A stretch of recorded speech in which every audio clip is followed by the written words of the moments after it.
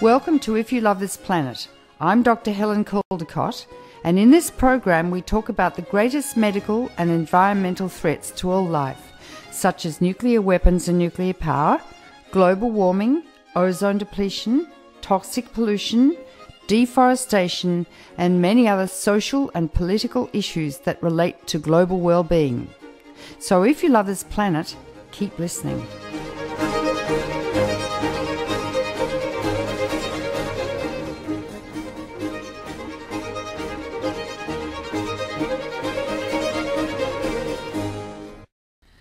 Welcome to If You Love This Planet. My special guest today is Kay Drey, a board member of Beyond Nuclear, a non-profit organisation based in Tacoma Park, Maryland. Initially, she was an activist in the civil rights field, and Kay has been studying, speaking and writing about the hazards of nuclear power and radioactive waste since 1974. She's particularly concerned about the radioactive waste, water and gases that are released from every single nuclear power plant during its operation, and the, quotes, permissible levels of radiation to which workers at nuclear power plants and uranium fuel facilities are exposed. In 1976, she chaired a statewide petition drive and vote campaign that successfully outlawed charging Missouri electric ratepayers for the construction costs of a power plant until that plant becomes, quotes, operational and used for service. That law is still in place. Kay Drey joins me now on the line from St. Louis, Missouri. Welcome, Kay, to If You Love This Planet. Thank you. Now, Kay, you first came on my radar, I guess, some years ago, although I knew of you before, of course, when you were talking about routine emissions from nuclear power plants. And this has been one of your causes for a long time. Now, I don't know if anyone listening to this program understands that nuclear power plants are not benign objects sitting there in the middle of societies and communities and next to big cities, but in fact they are routinely, which I think is a euphemism, releasing radioactive materials into the air. So I now give you the floor, Kay. I want to hear what they're emitting, how much they emit, and what it means. So start talking, and then I'll interrupt you with various questions. Okay. It is true that nuclear power plants release radioactive gases and radioactivity into the discharge water. And a lot of some of the materials cannot technologically be filtered, and therefore they're not required to be. There is no economically feasible way to filter, for instance, radioactive hydrogen, which is called tritium. And so therefore they're not required to filter it. And there are some noble gases also and the tritium and the noble gases are released to whatever cooling water source, river, lake, or ocean that is needed to run the power plant.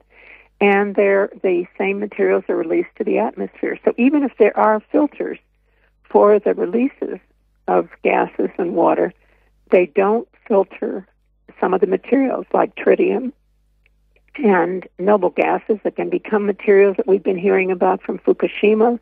They decay into materials like cesium-137. And so it was very surprising to me when I first found out that there's a hole in the reactor building, in the reactor containment building. There's a vent for releasing radioactive gases, for instance. They have to do this, otherwise the building maybe would explode someday or crack or something. So they vent or purge some of the radioactive gases. Also, if they kept building up inside the reactor building, for instance, and some of the other buildings, then workers would not be able to go in and make repairs to leaking pipes and so forth because the radiation level would be far too high.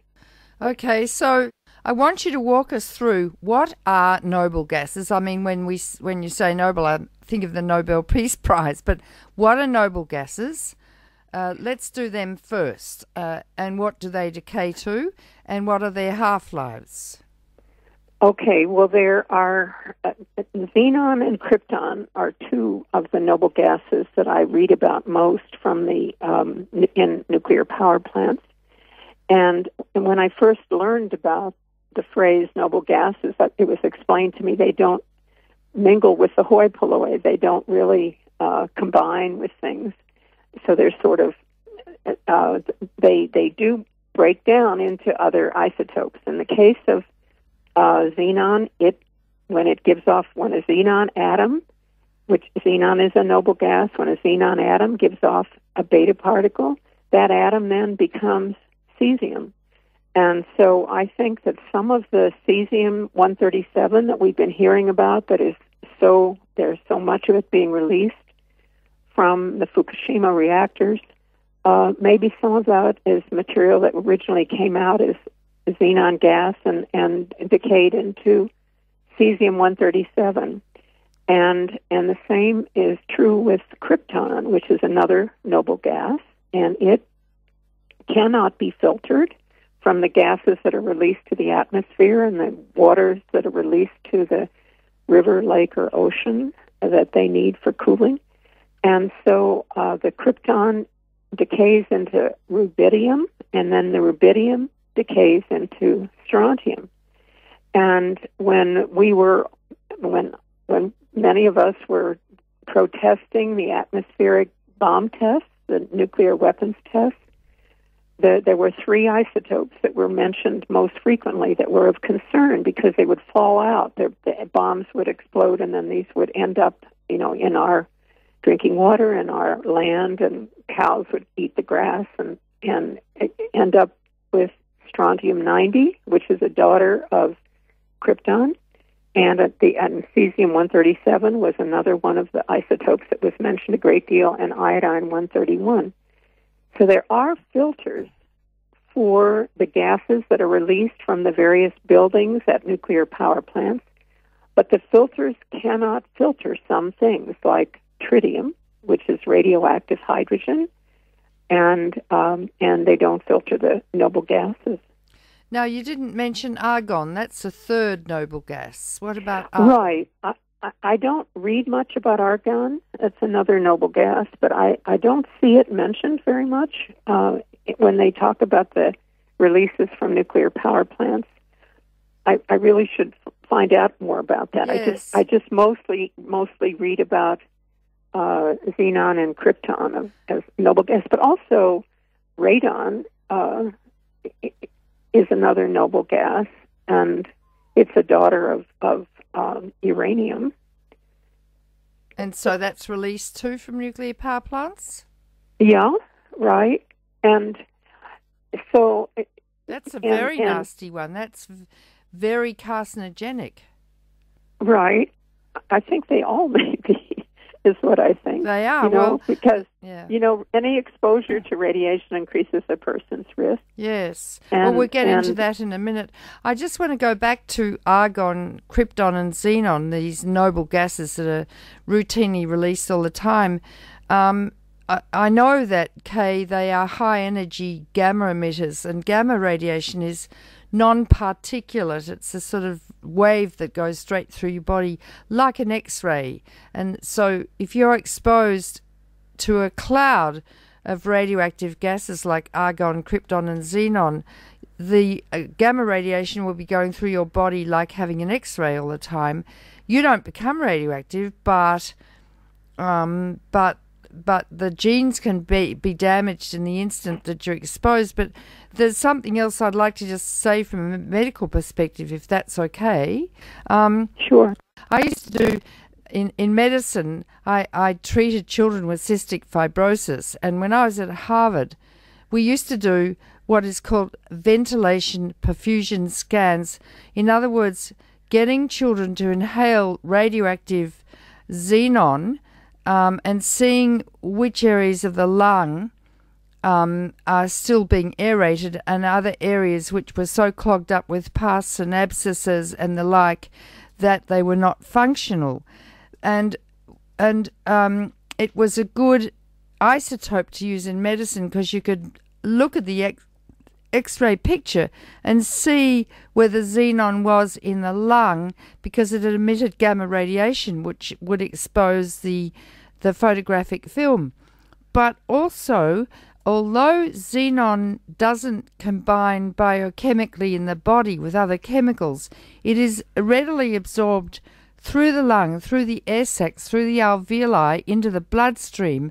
And in fact, I've read recent medical literature, Kay, that xenon is very fat soluble, and it tends to deposit in the fatty tissues of the body. And so in medicine, we are using it to delineate maybe tumours made of fat and the like, but it goes to the fatty tissues of the body, which are mostly located in the abdominal fat pad and in the upper thighs, and that's where the gonads are located, of course, testicles and ovaries.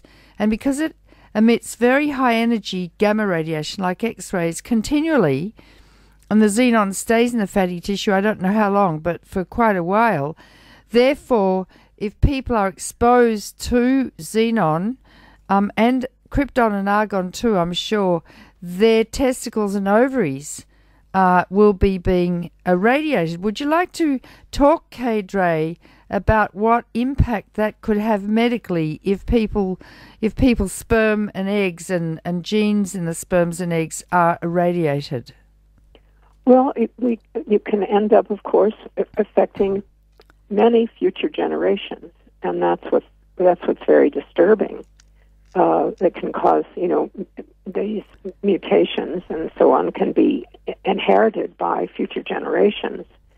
And that although noble gases may not interact chemically with other materials, they can physically interact, so they can cause physical harm, as you say, to the testicles and ovaries, or can penetrate body tissues and give off a lot of physical energy. And it can change the structure of DNA, like when a car is standing still and it's hit by a car in motion. And if the particle mutates a gene that produces an enzyme that is not particularly vital to the cell's machinery, the damage may not be noticeable. But if it mutates a gene important to cell function, various serious manifestations can occur, cancer and other life-shortening diseases. And people talk about cancer all the time, but there can be diseases of the circulatory system, the respiratory system, and as you're mentioning, the reproductive system, the immune system. And so these, are very, they're very damaging to the human body. And some of them are long-lived, and their daughter products can be very long-lived. And so it is just, I think sometimes we had a lot of concerns about dioxin here in St. Louis, Missouri, and I wonder what people would say if they thought that a factory was intentionally releasing dioxin into the drinking water.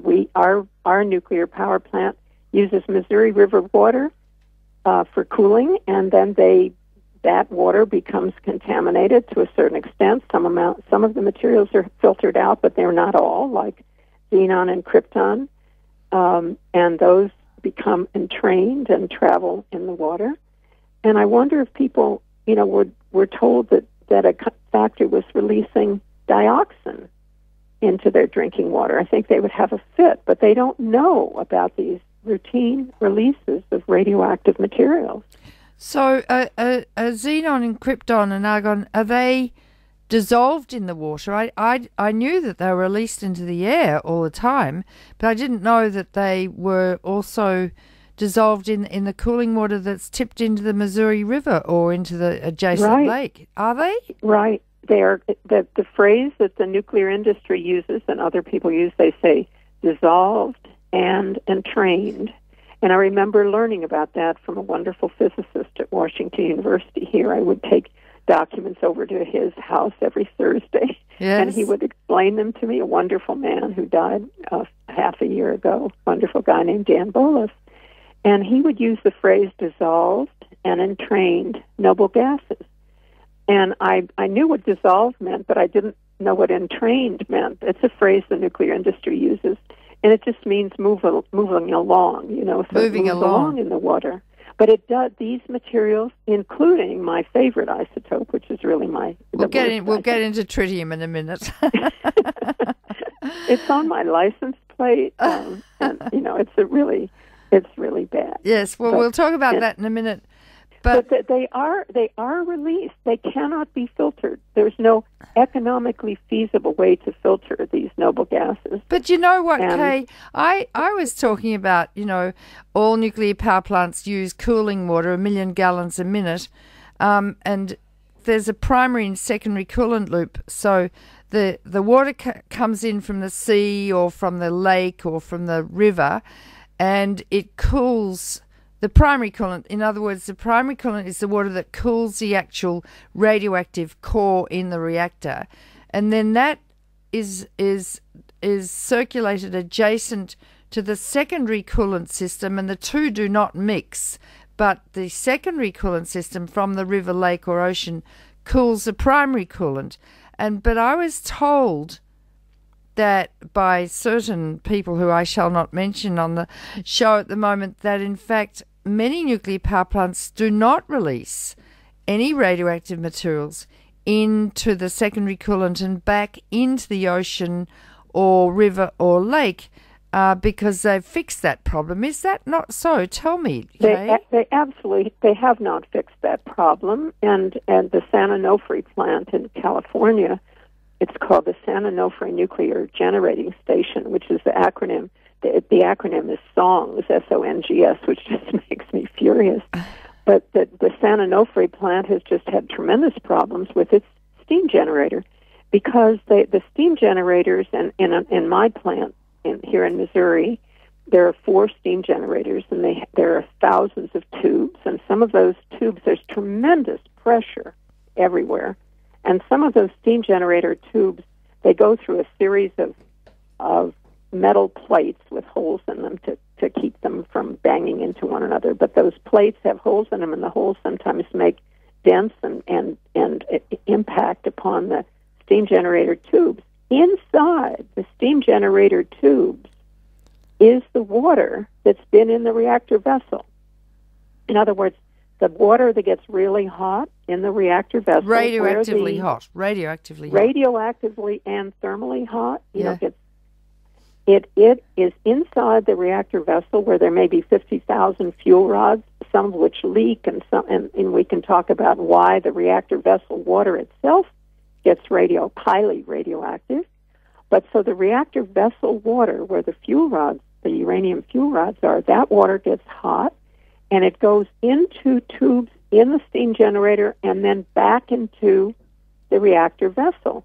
Well, people like to talk about that as a closed loop, but it isn't closed because some of those steam generator tubes leak, and so then this primary cooling water, the reactor vessel water, gets into the steam generator, and it can be released as gases or liquids into the environment. It leaks onto the ground, onto the floor, and so forth. Is that true for every reactor design, Kay? I cannot imagine that anyone would say that any. I mean, I think we have. I'd have to look it up. Tens of thousands of steam generator tubes, and there are problems, and they have to plug some of the steam generator tubes when they find there's leakage, and the steam generators are extremely radioactively hot because they have this primary cooling water inside the tubes. Yeah. And there is leakage and so forth. And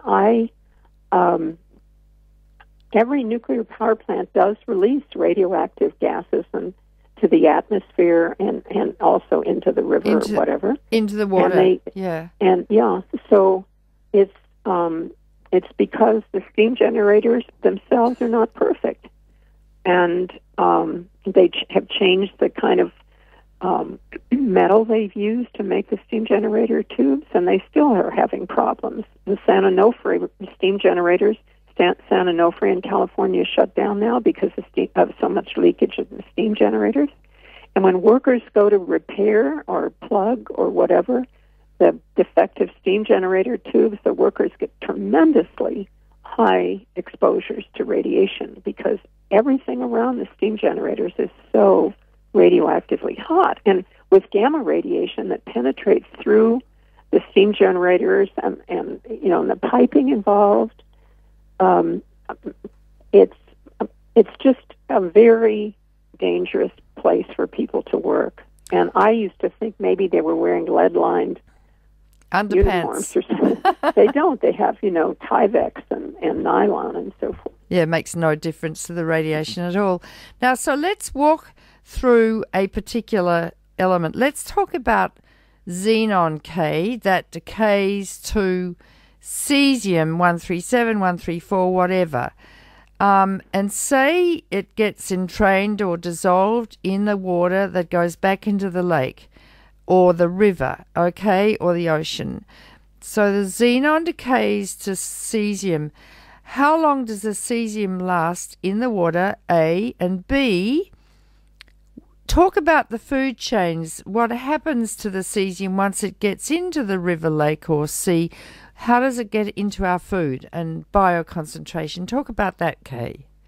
Well, that is extremely important. And, any of these radioactive materials that are released into the river or into the air, and then they can come down as rain, snow,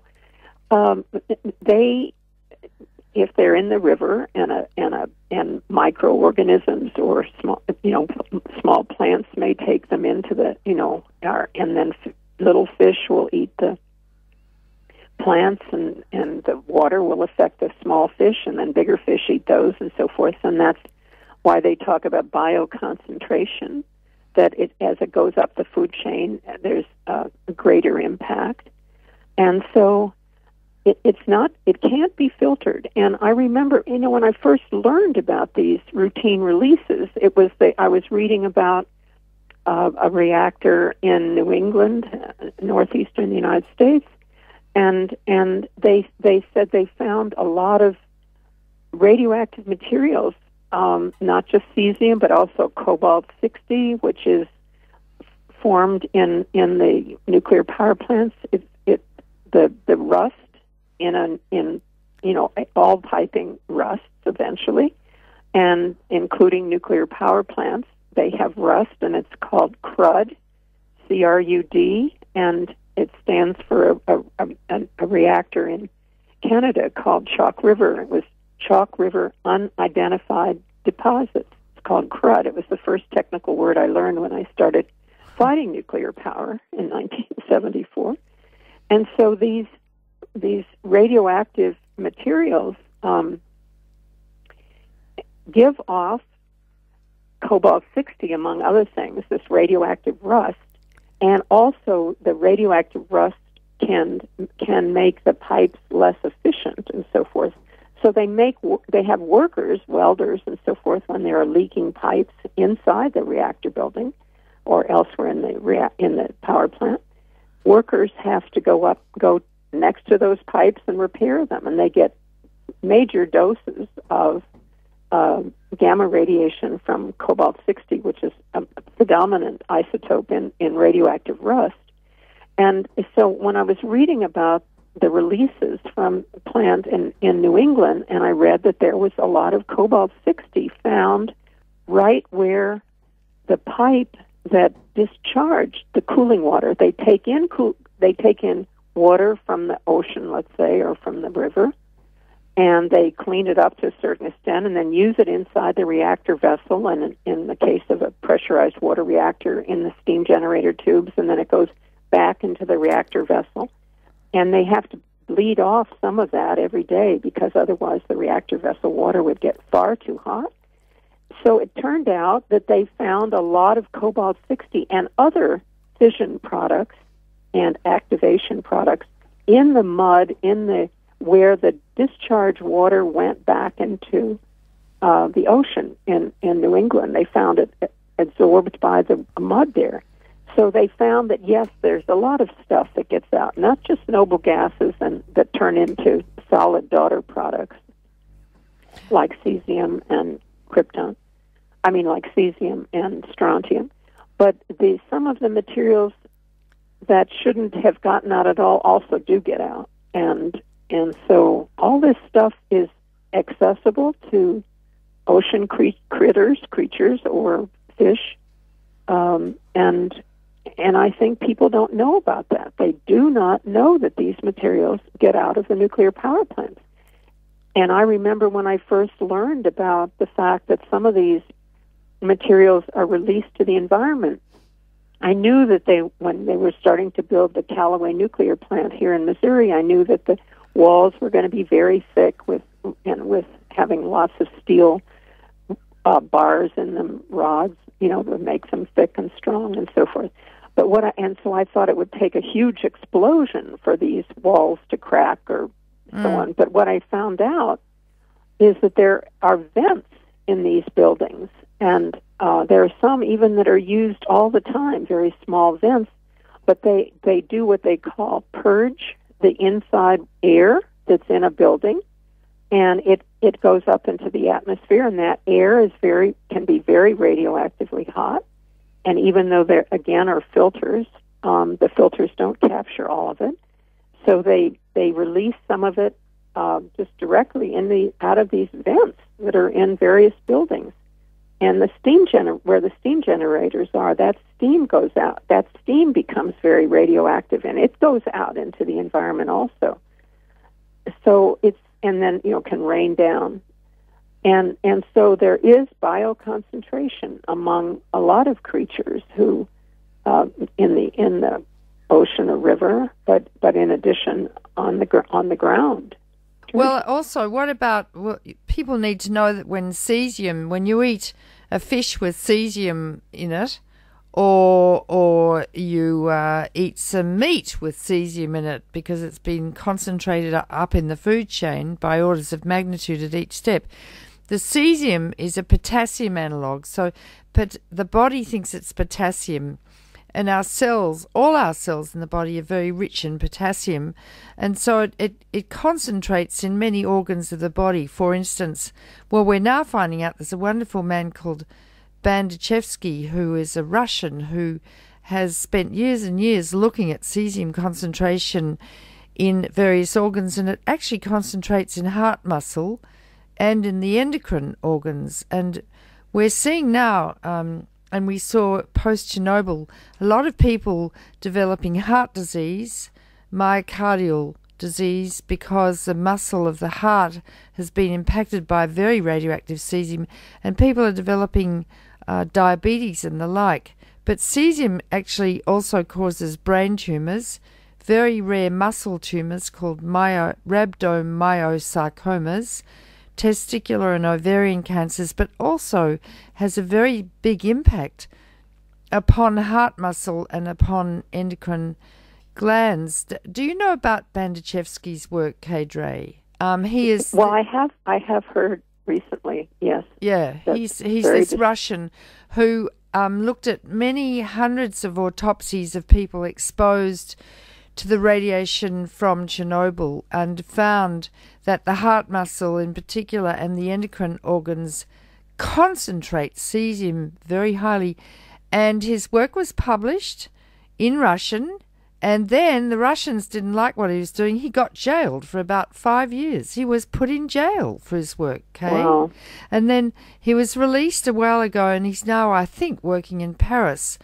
His work is very significant because they're now reporting, Kay, people who are dropping dead from heart disease post-Fukushima. And the work hasn't been done yet to see if their heart muscle is full of cesium-137, but people are postulating that that is so. So there are so many ramifications of nuclear power, aren't there, Kay? Right, and when you mentioned cesium-137, which, as I said, when they were doing atmospheric bomb testing when my kids were little, and we sent in their baby teeth, and they studied how much strontium-90 were in the teeth. Yes. From fallout from the atmospheric nuclear weapons testing. And, the thing that happens with something like strontium-90 or cesium-137, they have a half-life of 30 years, and you have to multiply the half-life by at least 10 to know how long that isotope, that material will continue giving off beta particles and gamma rays, whatever. And so it's something that's, it's not just right when there is an accident, but it persists in nature, and it's and the food. It's very disturbing, and they keep finding out about other, we've known that cesium and strontium were dangerous because in the case of strontium, it can get on into grass where cows eat, and then people, children particularly, are of concern. They drink the milk and they're ingesting strontium 90 or strontium 89. But they keep finding that additional radioactive materials are particularly dangerous, like cerium, which sounds like cesium, but it's cerium, and so forth. They find out that a lot of these radioactive materials are particularly harmful for living creatures. Well, I know there are 200 elements made when you fission uranium in a nuclear power plant, but Kay, many of them have not been studied from a biological perspective. Do you know anything about cerium? Where does it go in the body? How does it concentrate? What does it actually do? I'm not certain, but I know that the National Commission on Radiological Protection did a whole report on cerium, and I have it here. I'm 79 years old, and I don't remember things as well as I wish I did. Oh.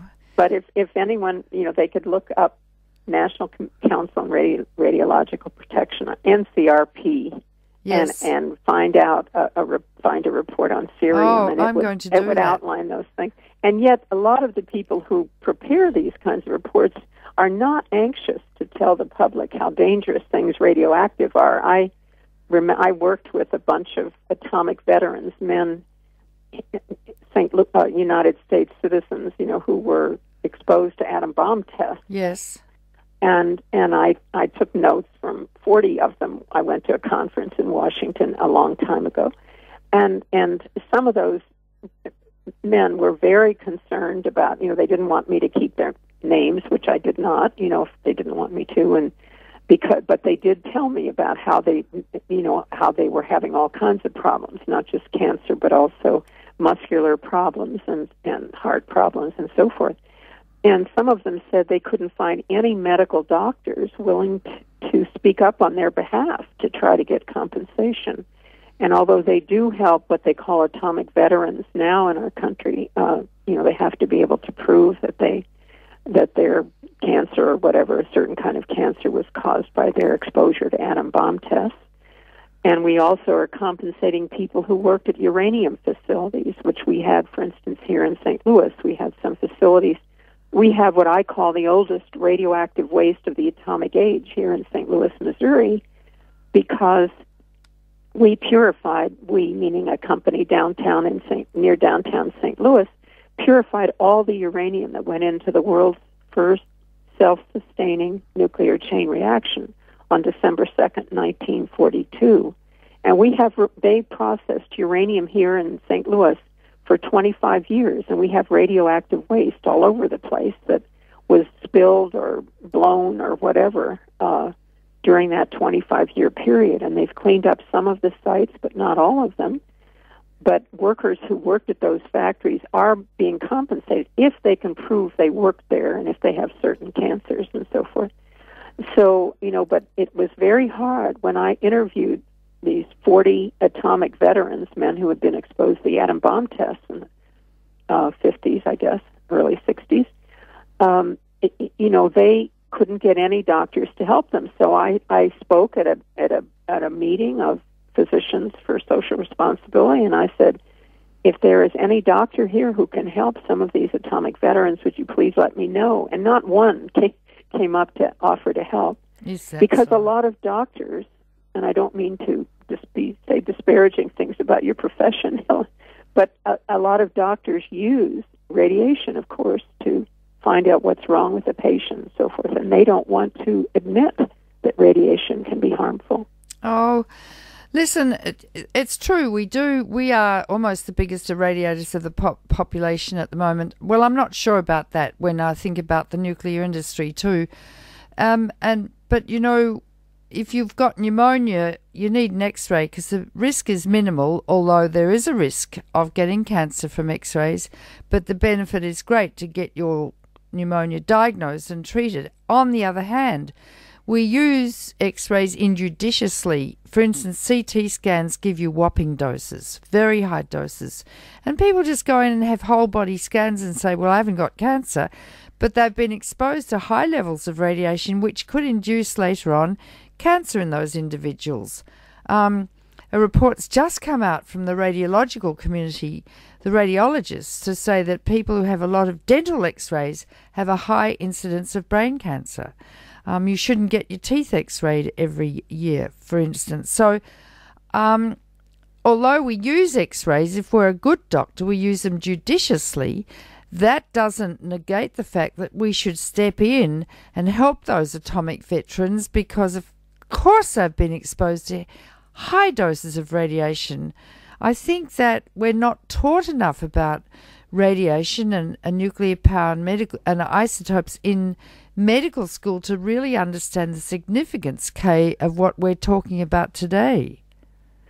Right, and people, you know, I say, well, people who are nuclear engineers don't want to get rid of nuclear engines, and health physicists who work with radiation, you know, that's what they learn about. They learn about the hazards of radiation, and some of them don't like to talk about those hazards, but they certainly do exist, and I think more of the public is learning about that. But you haven't let me talk about tritium. I'm going to. I just want to reintroduce you again. I'm speaking with Kay Drey, who's a board member of Beyond Nuclear and has been deeply concerned about all things nuclear, about particularly nuclear power plants for years. So, Kay, I want you to talk about tritium, your favourite isotope. Well, when I first learned about tritium, I noticed I was reading a document that was prepared by our electric utility because they wanted to build our first nuclear reactor here. Actually, they wanted to build 2 reactors, and they still do. But in the document, the environmental impact statement, I noticed that they claimed that very small amounts of lots of different radioisotopes would be released into the Missouri River and into the air, and they, you know, were tiny amounts. But I noticed that there were something like 410 curies, which is how they measure radioactivity, that 410 curies per year of H3 would be released, and I was told that's tritium, hydrogen, and radioactive hydrogen. And so I thought I wanted to find out what is tritium. So I picked up the phone and called a health physicist at a national laboratory in Oak Ridge, Tennessee, and I said, could you please, I'm concerned about tritium. I see that a lot will be released into the air and into the water, into the Missouri River from a nuclear power plant that they want to build in Missouri. And I said, can you please tell me about tritium? And the health physicist said, tritium is no big deal. All it can do is destroy a DNA molecule. Oh, my God. And so I said, you know, I really don't want my DNA molecules destroyed or my children's DNA molecules destroyed, my husband and other people. And at any rate, so I began reading about tritium, and I have a whole filing drawer of reports about tritium and the health hazards of tritium. It is radioactive hydrogen, which is a part of water, can be a part of water, and it does cause health effects, and it should not be, you know, I think that alone is reason not to have nuclear power plants, because the water itself in the reactor becomes, the hydrogen in the water becomes radioactive. And so, at any rate, that, you know, that is very disturbing, and I do have lots of medical reports about the hazards of tritium, and people can find that on the computer. They can read about. All right, but now I want you to talk about tritium. You haven't told us. What is it? What are the medical hazards? How long does it last? I want you to walk us through the whole thing. Well, tritium has a half-life of 12 years, roughly, and you have to multiply the half-life by at least 10. It's not 2 half-lives and then it stops giving off radiation, but it has a half-life of 12 years. And so it means that the tritium that's being created right now in a nuclear power plant near all of us, that tritium will be around for at least 120 years, probably, that isotope, that atom of tritium or whatever, the tritiated water and gases. And so it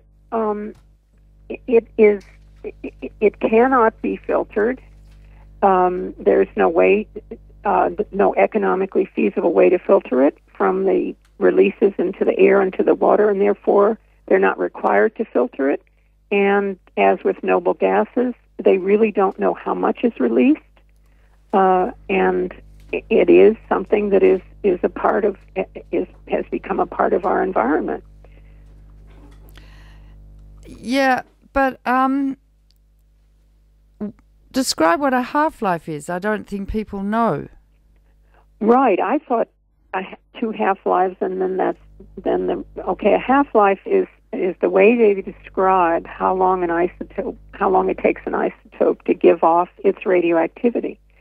So tritium has a half-life of about 12.3 years, which means that if you have a cupful of tritium today, in 12 years you'll have half of the atoms in that cup full of tritium will have given off their beta particle and gone off and zapped something, and you'll have a half of amount of tritium that will still be radioactive.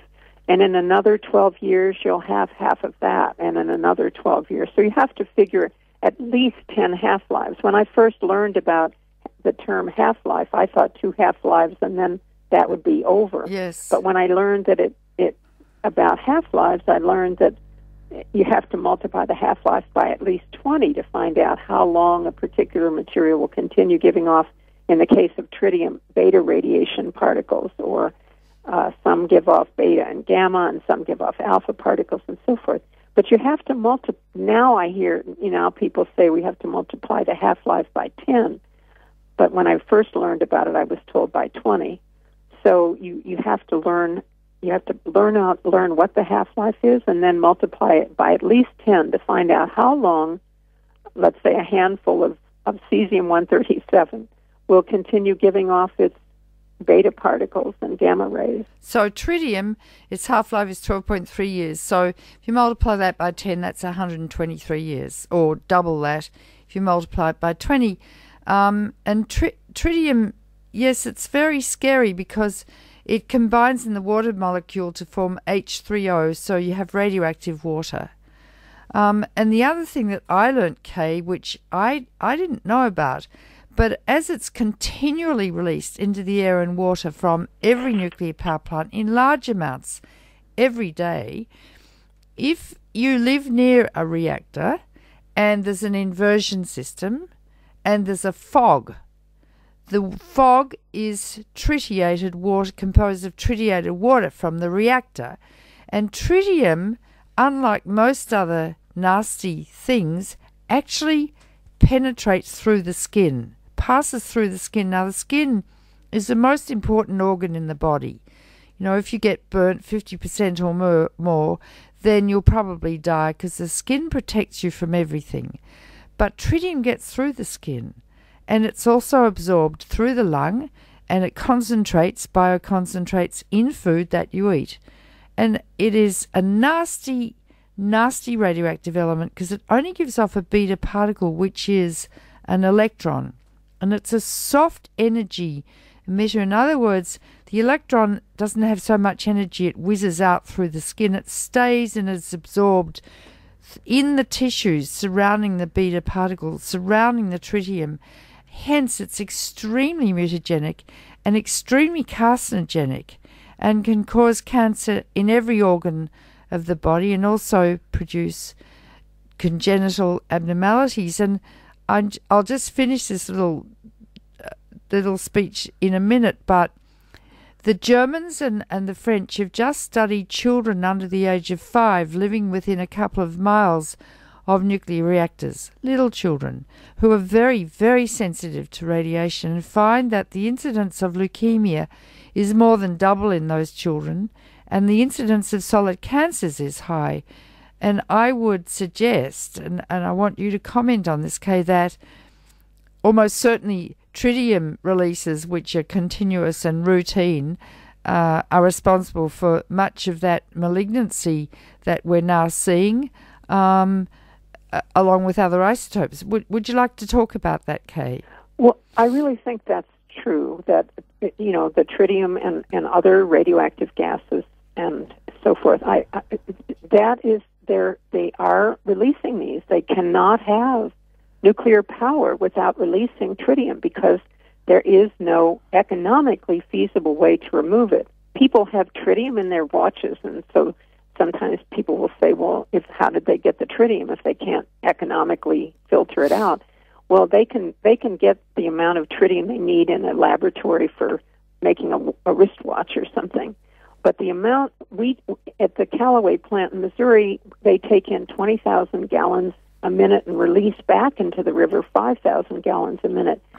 And they can't even monitor what's in that 5,000 gallons per minute that's going back into the river. So there is tritium and other things that they, and the noble gases and other things that get out that they don't even know how much is being released.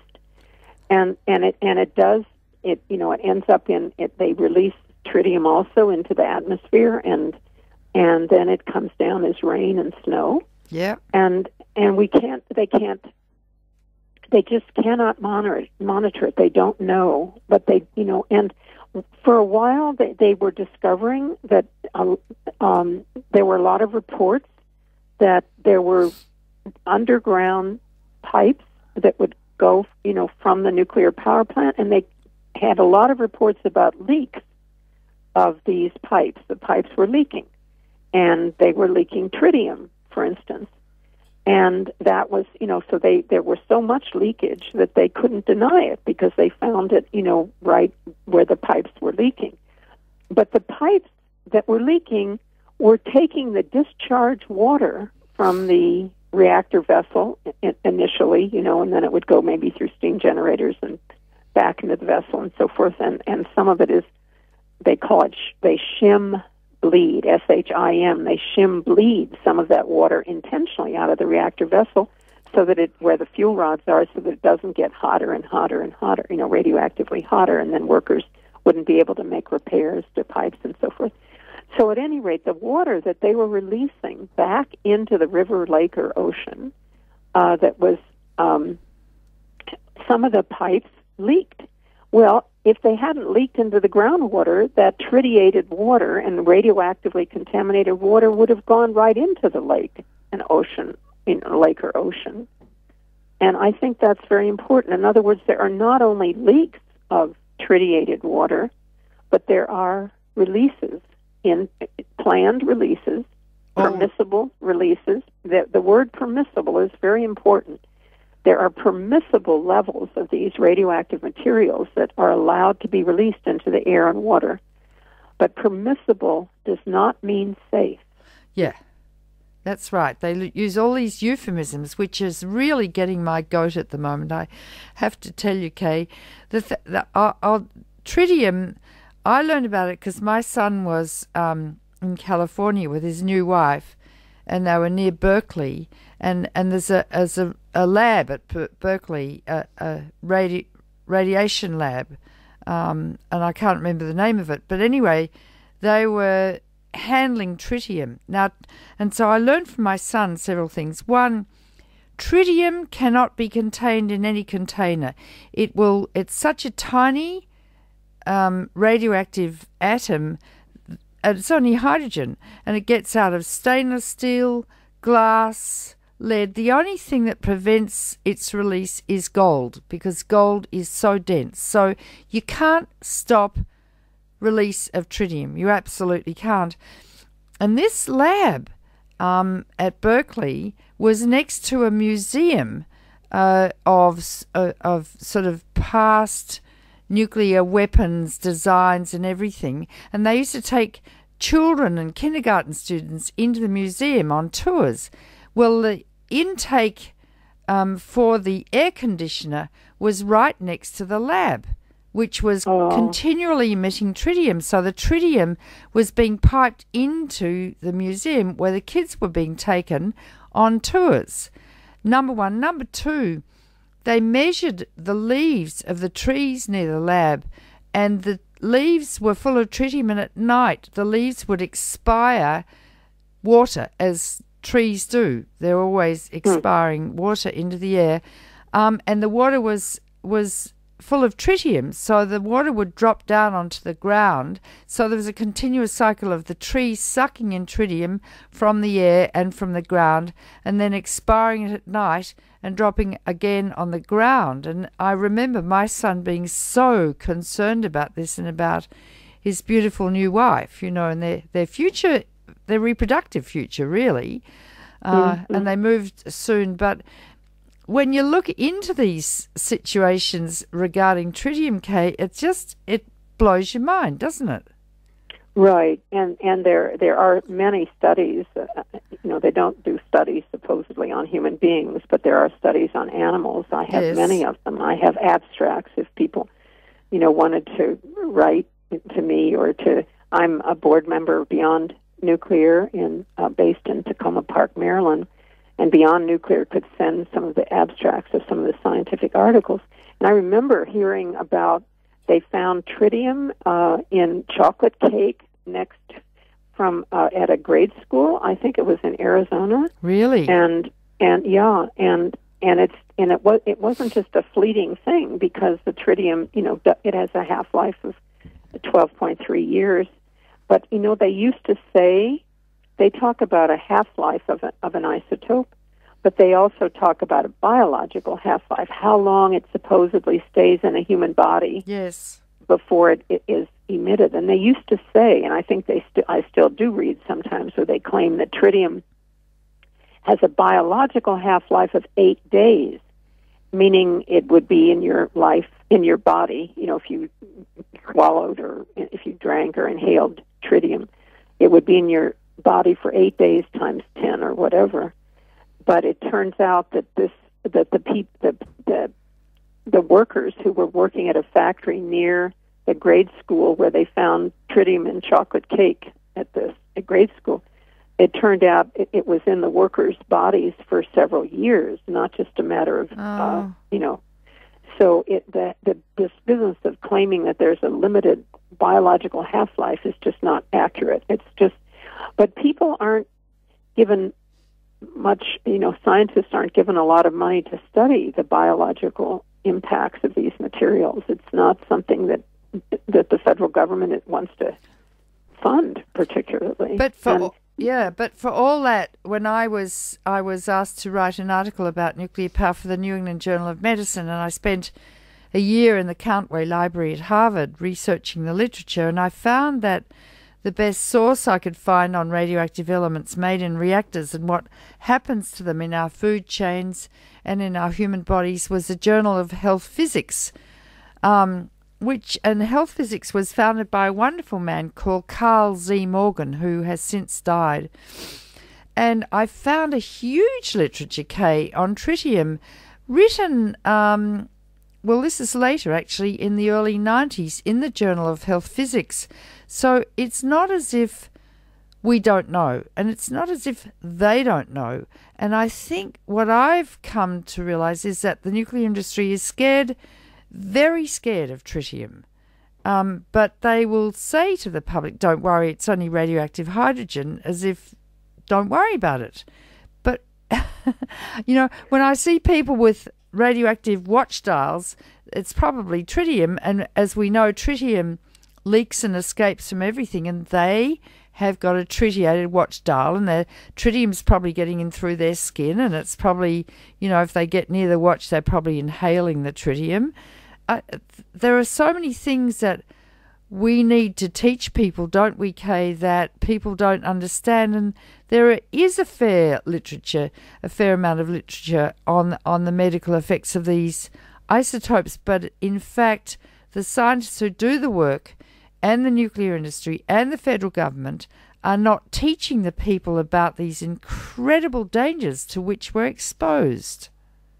And the fact that these materials are routinely released It does not take an accident. And that is something, we just do not hear. I mean, we're hearing about the horrendous tragedy in Japan with Fukushima reactors, and boy, is that not over. I mean, that's very, very frightening because, we have these horrible spent fuel pools where they take the highly radioactive fuel rods that have been in the reactor vessel, and they have to replace those every once in a while with fresh fuel rods. And those are, the ones that have been in the reactor are just so highly contaminated. And at one of the reactors at Fukushima in Japan, they're terrified about the spent fuel pool at reactor 4 because it could collapse, it could explode. It's just, the whole thing is just terrifying. And so it is just, we have a pamphlet, Beyond Nuclear has a pamphlet called Dirty, Dangerous, and Expensive. And that is the problem. We're not being given the facts. And in our pamphlet we say nuclear power is based on false promises and real dangers. And it's expensive. Nuclear power is expensive, and it's dangerous, and we have no way to protect people when there's an accident. We don't have really any workable evacuation plans, and the longevity of these materials is just incredible. They're going to be giving off extremely dangerous radiation particles and rays, some of them virtually forever. Uranium, the uranium they use for fuel in these reactors, has a half-life of 4.5 billion years. That's with a B. And multiply, that's the life of the planet Earth, and you have to multiply that by 10 to find out how long these particular, this uranium will remain radioactive. This is forever. Yeah, it's and forever. We have no place. We have no place in the United States to put the fuel rods, and we may never have a place. Yeah. Well, look, on that note, Kay, we've reached the end of our time. There's so much more to talk about. We didn't even talk about worker exposure or permissible doses or any of that stuff. So I'm going to have to interview you again, Kay, in the future, maybe the near future, to talk about permissible doses. But thank you for a fascinating discussion, which I'm sure everyone was interested in. Kay, thank you for your lifetime dedication to this incredibly important issue. Thank you so much for your leadership in this field. Well, we all have to do our part, don't we? So thank you very much, and we'll be back in touch with you in the near future for the next episode. Okay. Bye-bye, Kay. Thank you. Bye-bye. On If You Love This Planet today, I've been speaking with Kay Drey, a board member of Beyond Nuclear, a non-profit organisation based in Tacoma Park, Maryland, in the USA. Thanks for listening. I hope you found it an edifying discussion. We'll have another fascinating program for you next week. So bye for now.